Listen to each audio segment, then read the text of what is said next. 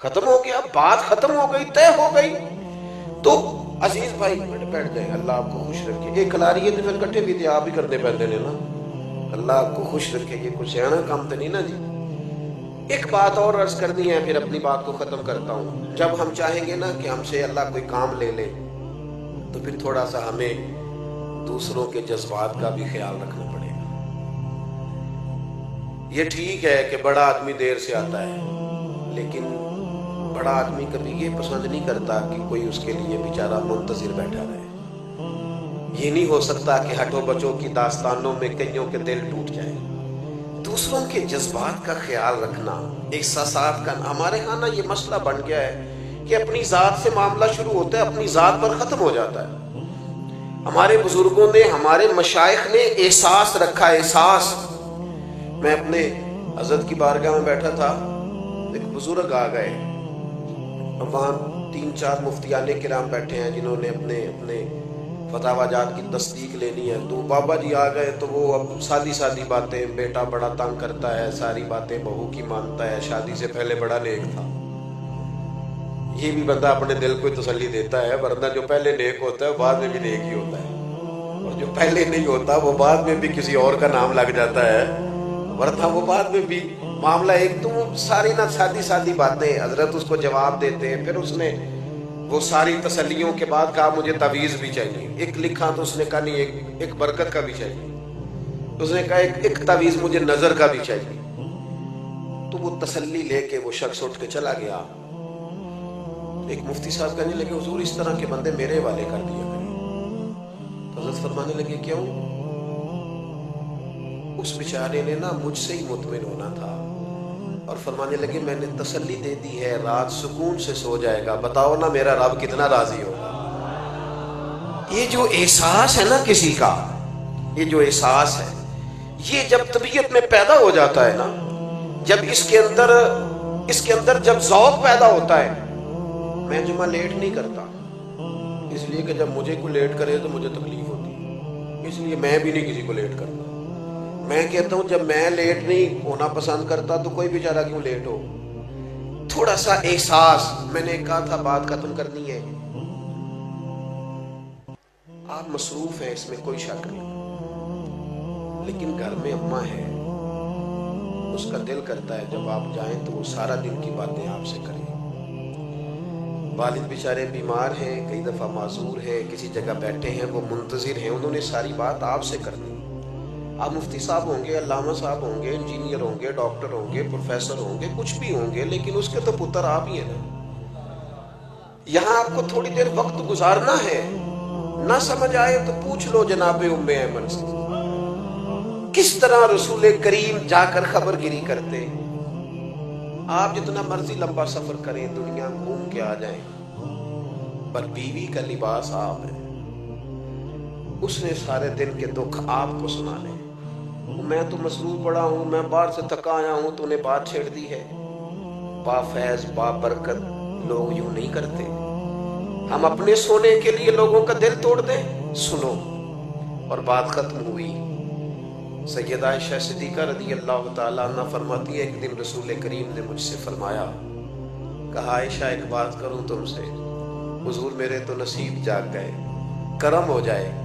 فرمایا جب تم راضی ہوتی ہو مجھ سے تب بھی مجھے پتہ چل جاتا ہے، اور جب تمہارے دل میں کوئی بات ہوتی ہے جب بھی پتہ چل جاتا ہے. کہتی ہے میں فٹافٹ اور زیادہ امتن گوش ہو کے عرض کرنے لگی حضور میں اور آپ سے ناراض. تو فرمایا بتاؤں پھر؟ یا رسول اللہ فرمائیے. فرمایا عائشہ تم کبھی کبھی قسم اٹھاتی ہو؟ یا رسول اللہ اٹھاتی ہوں. فرمایا جب راضی ہوتی ہو تو کہتی ہو مجھے محمد مصطفیٰ کے رب کی قسم، اور جب تمہارے دل میں کوئی بات ہوتی ہے تو پھر کہتی ہو مجھے حضرت ابراہیم کے رب کی قسم. حضرت عائشہ صدیقہ کہتی ہے میں تمہیں بتا نہیں سکتی لوگوں میری کیفیت کیا تھی. وہ بات کہاں یا رسول اللہ آپ لفظوں تک کا خیال رکھتے ہیں، جملوں تک کا احساس فرماتے ہیں کہ کوئی کیا سوچ رہا ہے، کیا بول رہا ہے، کہاں تک سوچے گئی ہوئی ہے. فرماتی ہے میں جب بھی اس بات کو سوچتی میں رو پڑتی کہ حضور اتنا زیادہ خیال ہم نے نہ چھوڑ دیا ہے، اپنی زندگی میں محو ہو گئے، مست ہو گئے. میرے دوستوں میں سے جب کوئی مجھے کہتا ہے نا تھوڑا ڈرائیور، تو میں کہتا ہوں یار وہ ٹھیک ہے، آپ نے جس طرح بھی کہہ دیا، پر میں تو گاڑی میں سو جاتا ہوں، بیچارہ جاگتا رہتا ہے، وہ اس کو اسٹیٹ سیدھا دیکھنا ہے، میں تو لیکن قدر نہیں ہے نا، احساس نہیں ہے، ہم نے سوائے اپنے دائیں بائیں دیکھنا چھوڑ دیا ہے۔ اپنے آپ کو بابرکت بنائیں، بافیض بنائیں، مومن کے لیے وہ اجر ہے جو کبھی ختم نہیں ہوگا۔ جانے کے بعد لوگوں کی تعریفیں شروع ہوئی اور پھر بڑی ہوئی۔ میں اندر بیٹھا تھا ابھی حضرت کے گھر میں، تو میں وہاں بھی کہہ رہا تھا کہ میں دل سے حضرت مفتی صاحب کی قدر کرتا ہوں، اور مجھے حاجت نہیں ہے کسی بندے کی تعریف کرنے کی، تھوڑا سا ذرا شعر سے، کتاب سے، پڑھنے لکھنے سے شغف رہتا ہے۔ حضرت علامہ شرف صاحب رحمۃ اللہ علیہ کی کتاب پڑھنا، صاحبزادہ خورشید گیلانی صاحب نے تقریض لکھی تھی، تو میں بھی تھوڑا سا طالب علمی کے زمانے میں گیلانی صاحب کے پاس آیا جایا کرتا تھا، مجھے اچھا لگتا تھا ان کا لکھنا، تو شرف صاحب نے لکھا تھا کہ سمجھ نہیں آئی، یہ ان کا جملہ ہے جناب، علماء سے معذرت کے ساتھ، انہوں نے کہا تھا سمجھ نہیں آئی کہ سورہ کبرے والا مولوی اتنا شستہ کیسے لکھ لیتا ہے، اتنا صاف کیسے لکھ لیتا ہے، یہ سمجھ نہیں آئی۔ پھر کہنے لگے ہاں ہاں سنا ہے، مرغابی جب پانی سے نکلتی ہے تو پر خشکی ہوتے ہیں اس کے، سنا ہے کہ جو کچھ لوگ ایسے ہوتے ہیں کہ جو جس جگہ بیٹھتے ہیں پھر وہ محفل اور انجمن کا حضرت بڑا صاف ستھرا لکھتے ہیں، عمدہ لکھتے ہیں، اور بعض منظر نامے تو ایسے ہیں کہ جو لوگ نہیں گئے وہ بھی اگر صحیح طرح پڑھ لیں تو محسوس ہوتا ہے کہ ہو گئے آ گئے۔ تو کچھ لوگوں کی قدر کریں اپنی زندگی میں۔ میں ایک جگہ پہ موجود تھا تو مجھے وہاں کے لوگ کہنے لگے کہ ہمارے یہاں کے بعض علماء سے ہمیں شکوہ ہے، آپ بڑے اچھے ہیں، میں کہ میں اتنے رہندہ نہیں نا تاں کر کے، اگر آ گیا پکا تو پھر معاملہ شاید کچھ اور ہوگا۔ یہ ہوتا ہے ایسا، جو چیزیں زیادہ قریب ہوتی ہیں وہ بعض اوقات جو زیادہ دور ہو وہ محسوس ہوتا ہے کہ شاید زیادہ بڑی ہے۔ تو اپنے آپ کو بابرکت بنائیں، بافیض بنائیں، زندگی وہی اچھی ہوتی ہے جس سے کوئی نفع لے لے۔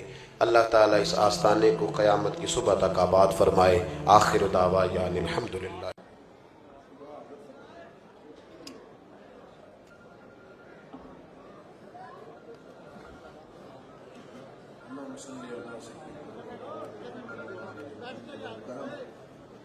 وآلہ وبارک وسلم۔ اللہ ہماری حاضری قبول فرما، ہماری حاضری قبول فرما۔